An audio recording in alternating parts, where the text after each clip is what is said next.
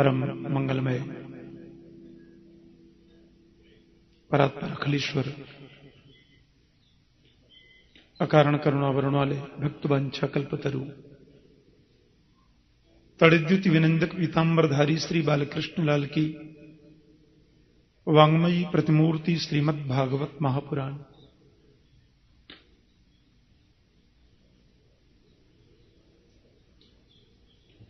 परम वंदनीय संत स्वामी श्री विद्यानंद जी महाराज की पवित्र सन्निधि में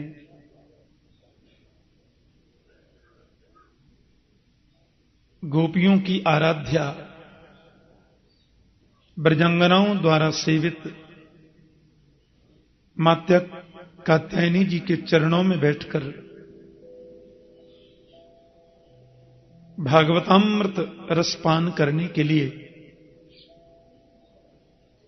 हम सब लोग संवेद रूप से एकीभूत हैं।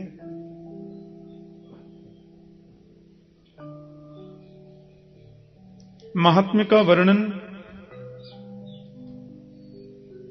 बड़े संक्षिप्त रूप में कहेंगे, क्योंकि वृंदावन में तो कथा होनी चाहिए। मेरे जीवन की 684वीं कथा मैं यहां कर रहा हूं। 683वीं कथा कल पूर्ण हुई। वैसे तो ये 683वीं कथा होनी थी, पर बीच में कथा और व्यस्तता में आ गई तो ये नंबर 84वां हो गया।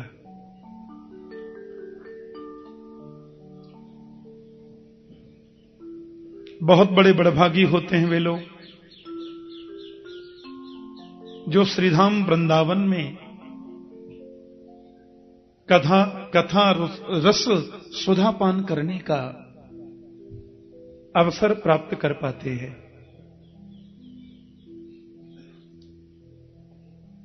कथा तो हम लोग सब जगह करते ही हैं, देश में विदेश में हजारों लाखों लोग आनंद रस पीते ही हैं। लेकिन साल 2 साल में एक आध बार कथा जब मैं श्रीधाम वृंदावन में करता हूं तो मेरा भाव यह रहता है कि मैं यहां कथा ज्यादा कहूं और सब कम। और क्योंकि श्री श्री मां कात्यायनी के चरणों में बैठकर हम लोग कथा सुनेंगे और सुनाएंगे, इसलिए मेरा प्रयास होगा कि मैं यहां बिल्कुल विशुद्ध भागवत की कथा करूं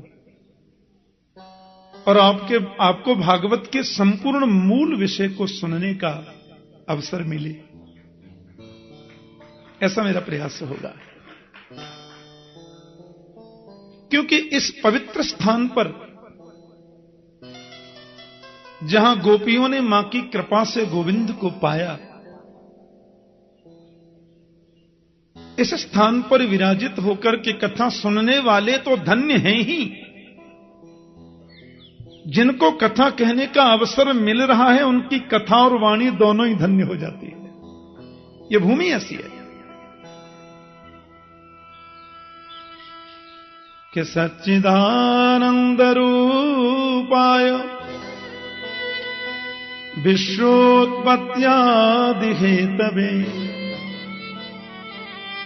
तापत्रय विनाशाय श्री कृष्णाय वयं नमः। बड़ी उपयोगी बातें हैं। सत्य, चित और आनंद जीवन का परम सार और परम लक्ष्य है। ये सच्चिदानंद जो त्रिकालावाधित सत्य है, जो आदि मध्यांत सत्य है, जो अपरिवर्तनीय सत्य है, उसे हम सत्य बोलते हैं। सत्यव्रतम सत्यपरम त्रिसत्यम सत्यस्य योनिम निहितम च सत्ये सत्यस्य सत्यम मृत सत्य नेत्रम सत्यात्मकम त्वाम शरणम प्रपन्नाः। जो सत्यव्रत है, त्रिसत्य है, जिसका मूल भी सत्य है, मध्य भी सत्य है और कभी नहीं होने वाला अंत भी सत्य है, उसे हम सत्य बोलते हैं। परमात्मा का दूसरा नाम चित है, माने प्रकाश, जिसे कभी किसी से प्रकाश उधार लेने की जरूरत नहीं पड़ती। सूर्य में रोशनी भी उसकी कृपा से है, चंद्रमा में शैतल्य भी उसकी कृपा से है। प्रकृति के जितने भी नियम चल रहे हैं स्वतः उसके द्वारा ही निर्देशित हैं। यह संपूर्ण आकाश जिसका मंदिर शिखर है मानो, पुष्पों में सुगंध वो है तो रंग भी वही है, प्रकाश स्वरूप है, बल्कि अपने प्रकाश से दुनिया को प्रकाश देता है, इसलिए उसका नाम चित्त है। और तीसरी बात बड़ी सुंदर कही, आनंद है वो। आनंद की परिभाषा तो भागवत में बड़ी विचित्र रूप में वर्णित है। आनंद का मतलब क्या है? कुछ लोग भोजन करते हैं और पूछे कैसा लगा, तो बहुत आनंद आया। एयर कंडीशन कमरे में सोए, सवेरे उठे, कैसा लगा, बहुत आनंद आया। यह आनंद की परिभाषा नहीं है। अरबों की संपदा हमने प्राप्त कर ली, उससे सुख प्राप्त होगा, आनंद नहीं। भौतिक सुविधाओं से हमने युक्त जीवन जी लिया, उससे हमें सुविधा और सुख मिलेगा, आनंद नहीं। क्योंकि आनंद तो सिवाय गोविंद के दूसरा कोई होता ही नहीं है। आनंद तो स्वयं कृष्ण है। आपने देखा होगा भागवत की कथाएं जब होती हैं तो चतुर्थ श्री कृष्ण जन्मोत्सव मनाते हैं, चतुर्थ दिवस। तो कृष्ण जन्मोत्सव में लोग क्या बोलते हैं? नंद घर आनंद भयो, जय कन्हैया लाल की। अवध घर आनंद भयो, जय राजा राम की। नंद घर आनंद भयो, जय कन्हैया लाल की। नंद घर कृष्ण भयो, जय कन्हैया लाल की नहीं। नंद घर गोविंद भयो, जय कन्हैया लाल की नहीं। नंद घर आनंद भयो, क्योंकि आनंद स्वयं कृष्ण है, आनंद स्वयं राम है। जो आनंद सिंधु सुख राशि, सी करते त्रैलोक सुपासी, सो सुख धाम राम अस नामा। जो आनंद का सिंधु है, जिसके आनंद की सिंधु की बिंदु भी किसी को प्राप्त हो जाए तो पूरा विश्व प्रपंच आराम विराम और विश्राम का अनुभव करता है। इसलिए राम ही आनंद है, कृष्ण ही आनंद है। तो सत्य भी श्री कृष्ण, चित्त भी श्री कृष्ण और आनंद भी श्री कृष्ण। एक और बात, दुनिया की हर चीज को आप पलट सकते हैं। सुख का उल्टा तो दुख होता है, रात्रि का उल्टा दिन होता है, प्रकाश का उल्टा अंधकार होता है, गोरे का उल्टा काला होता है, विद्वान का उल्टा मूर्ख होता है। लेकिन आनंद का उल्टा कभी कुछ होता है? आनंद का उल्टा कभी कुछ कर सकते आप? एक सज्जन बोले आनंद का उल्टा भी होता है महाराज। मैंने कहा क्या होता है? बोले आनंद का उल्टा होता है निरानंद। मैंने कहा निरा तो तुमने अपनी तरफ से लगा लिया, आनंद तो जैसे कि तैसा ही है। और निरा तो हमने जोड़ दिया न जी, आनंद तो जैसे कि तैसा है। अब उसको निरानंद बोल दो, चाहे परमानंद बोल दो, चाहे ब्रह्मानंद बोल दो, चाहे विषयानंद बोल दो, उसके पहले निरा लगाओ, चाहे परम लगाओ, चाहे विष लगाओ, चाहे ब्रह्म लगाओ, लेकिन आनंद को आप पलट नहीं सकते। आनंद को बदला जा नहीं सकता, क्योंकि आनंद सत्य है और वो त्रिकालावाधित सत्य है, आदि मध्यांत सत्य, उसको आप बदल कर सकते हैं।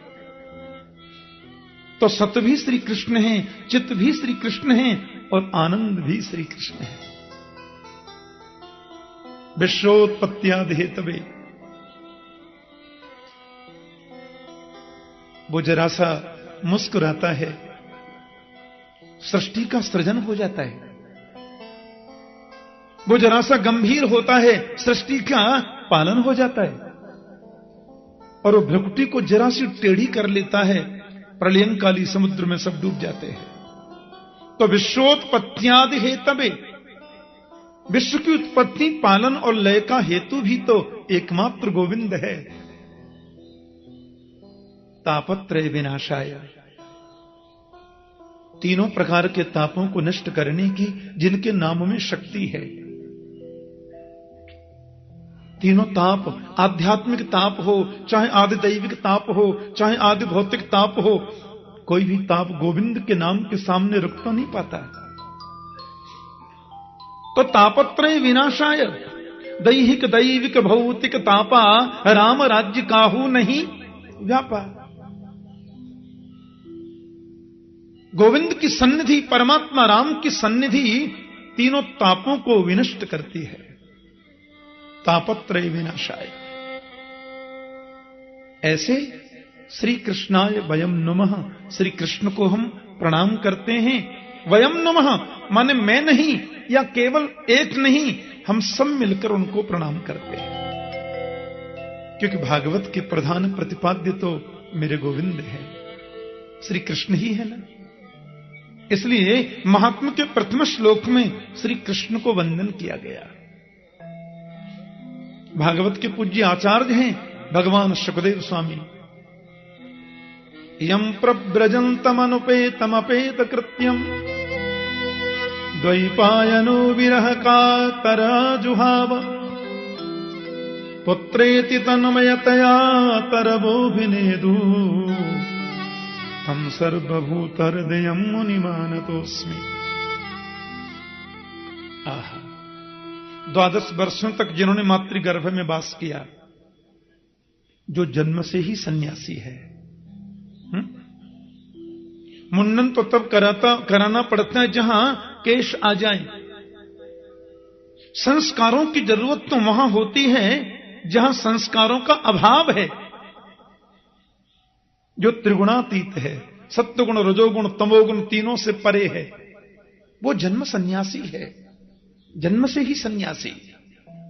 12 वर्षों तक मातृगर्भ में समाधिस्थ रह करके जिसने भागवत चिंतन किया और संन्यस्त गच्छन्तम, जन्म लेते ही जो सन्यास लेकर वन की ओर प्रस्थान कर रहा है, 16 वर्ष की जिसकी अवस्था, जन्म के तुरंत बाद जो 16 वर्षीय प्रतीत हो रहे हैं, श्याम वर्ण की जिनकी दिव्यंग कांति है, बड़ा अद्भुत जिनका आभा मंडल है, लंबी भुजाएं हैं, चौड़ा दिव्य वक्षस्थल है, जो दिगंबर हैं, दिगंबरम वक्त्र विकीर्ण केशम। भगवान शुकाचार्य आगे आगे जा रहे हैं और महर्षि वेदव्यास जिनको लौटाने का सतत प्रयास कर रहे हैं। लेकिन व्यास जी पुत्र पुत्र कहकर के बोल रहे हैं तो वृक्ष अविनेदु, वृक्षों ने कहा, आप किसको पुत्र कहते हैं महाराज? कितनी बार ये आपका पुत्र बन चुका, आप इसके पुत्र बन चुके, कौन जानता है। व्यासी महाराज ने भी जब ये जाना कि वास्तव में ये तो सर्वभूत हृदय है, ये तो भगवत स्वरूप है, तो वे लौट करके चले गए। तम सर्वभूत हृदयम मुनिमानतोस्मि। ऐसे भगवान शुकदेव के चरणों में हम बार बार प्रणाम करते हैं, बार बार वंदन करते हैं। मां कात्यायनी के चरणों में बैठ करके हम लोग इस अमृत रससुधा का पान करने के लिए एकत्रित हैं। ऐसे ही पुराण की कथा के लिए एक बड़ी सुंदर भूमि बताई शास्त्रों में, उसका नाम है नैमिषारण्य। 88,000 संत जन विराजमान थे, जिनका जीवन ही कथा है। एक पुराण की कथा पूरी हुई तो दूसरी प्रारंभ। आपस में ही चर्चा करते हैं, कभी किसी को वक्ता बना करके बैठ जाते हैं। लेकिन आज अपने नित्य के कर्मों से निवृत्त होकर के वो ऋषि जन जब बैठे थे, शौनकादि बोलते हैं उन्हें, उनके मध्य में आदरणीय सूत जी महाराज पधारे। वे ऋषि तो बड़ी लंबी उम्र वाले हैं, कोई 1000 वर्ष के हैं, कोई 10,000 वर्ष के हैं, कोई लाख वर्ष के हो गए। और आश्चर्य की बात यह है कि वो सभी ब्राह्मण हैं। आज उनकी कथा के मंडप में, उन ऋषियों की मंडली के मध्य में बिल्कुल एक युवा संत आया। महर्षि वेदव्यास के परम प्रिय शिष्य, भगवान शुक्राचार्य के गुरु भ्राता। और आश्चर्य की बात यह है कि ये ब्राह्मण नहीं है। प्यार से बोलो जय श्री कृष्ण। अब देखो, ये तो आपको ध्यान रखना पड़ेगा 8 दिन पूरा, कि कुंभकर्ण की पत्नी श्रीमती निद्रा देवी जो हैं, वो कथा में थोड़ा गड़बड़ तो करती। हां, एक माता तो मेरे से बोली, ठाकुर जी थे इतनी सोनी कथा बाँचो थाने के बताऊं महाराज। मैंने कहा क्या अच्छा लगता है आपको कथा में? बोले मैं 2-2 गोली नींद की खाऊं तऊ माने नींद को नहीं आवे। थारी कथा में तो बैठते ही माने ऐसी चोखी नींद आवे थाने के बोलूं महाराज। मैंने कहा किसी काम में तुमने मुझे पास तो किया माता। वो जरूर आती हैं। हां, श्रीमती निद्रा।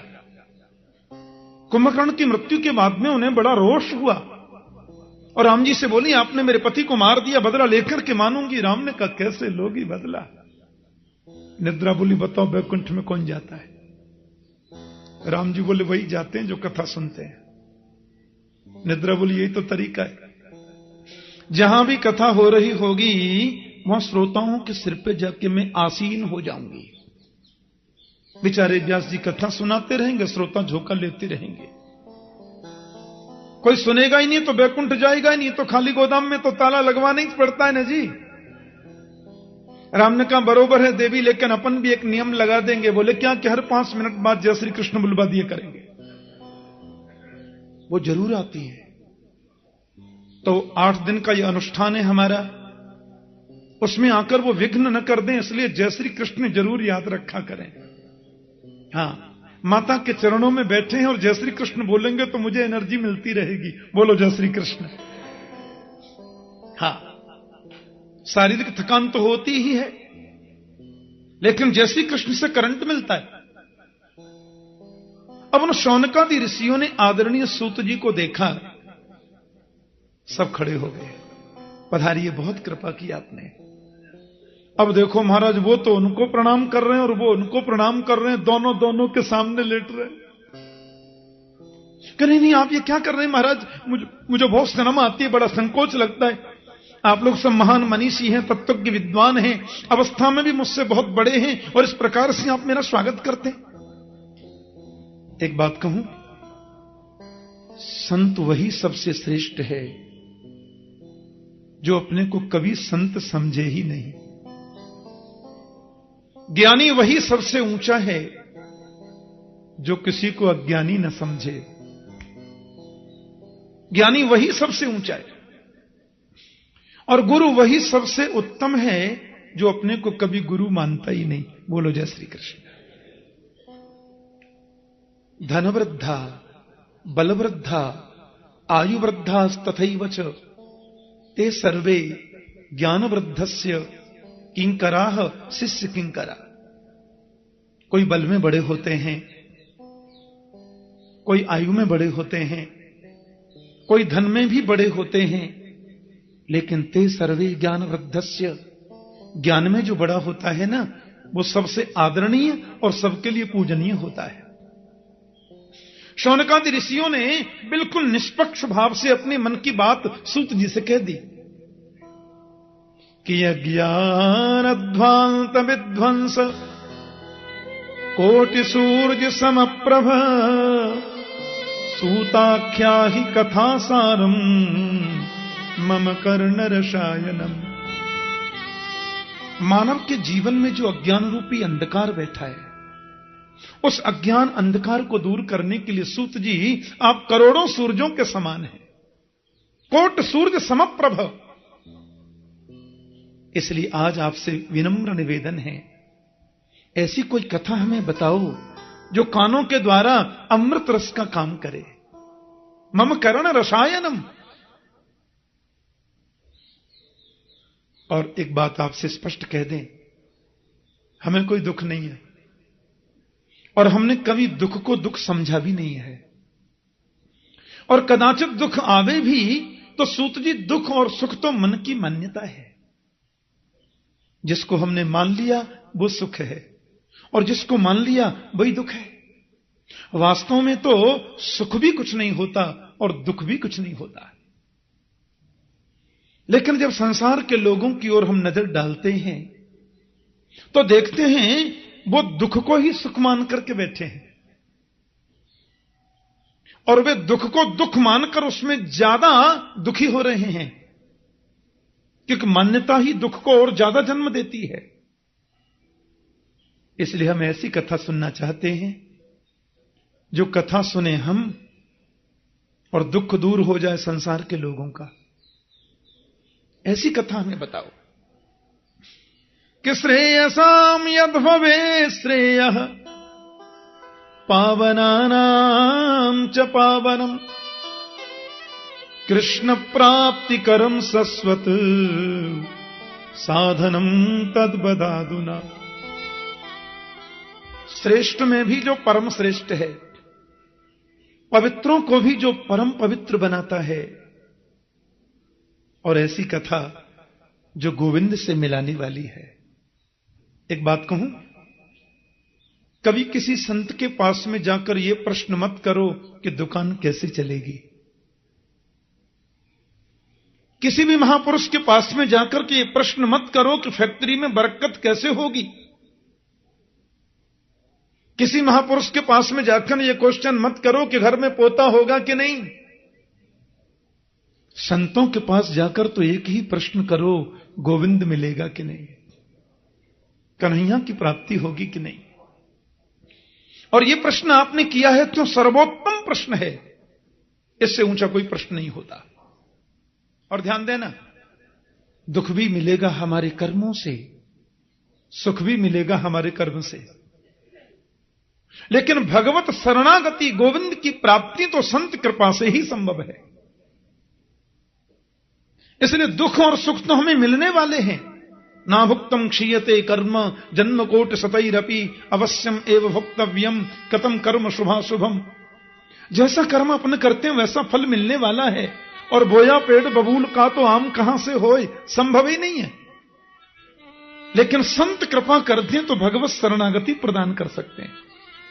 संत कृपा कर दें तो गोविंद को आपको प्रदान कर सकते हैं।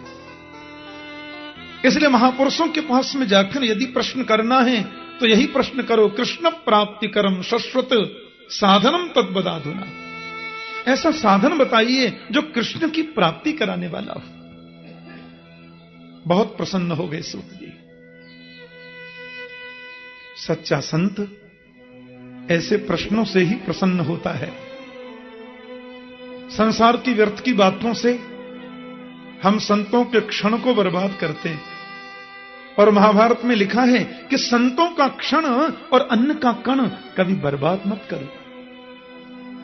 महापुरुषों के पास जाकर तो गोविंद मिलन की साधना पूछो। आदरणीय सूत जी महाराज गदगद हो गए। कालव्याल मुखग्रास त्रास निर्नास हेतवे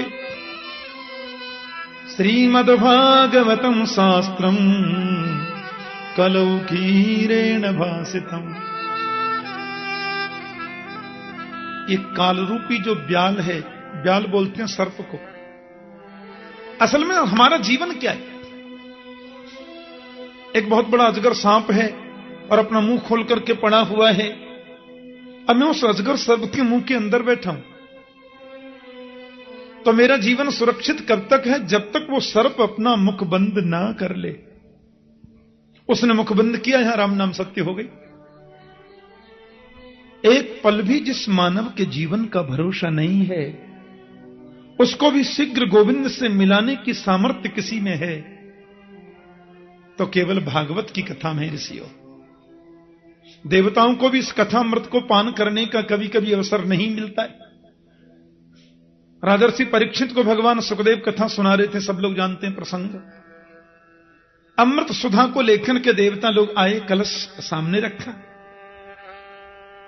और बोले परीक्षित को जो आप अमृत पिला रहे हैं कथामृत वो हमें दे दीजिए, और इस भागवतामृत को परीक्षित को हमको दे दीजिए, और ये स्वर्ग का अमृत परीक्षित को प्रदान करें, तो सर्प भय से परीक्षित को मोक्ष मिलेगा और संसार भय से हमें मुक्ति मिलेगी।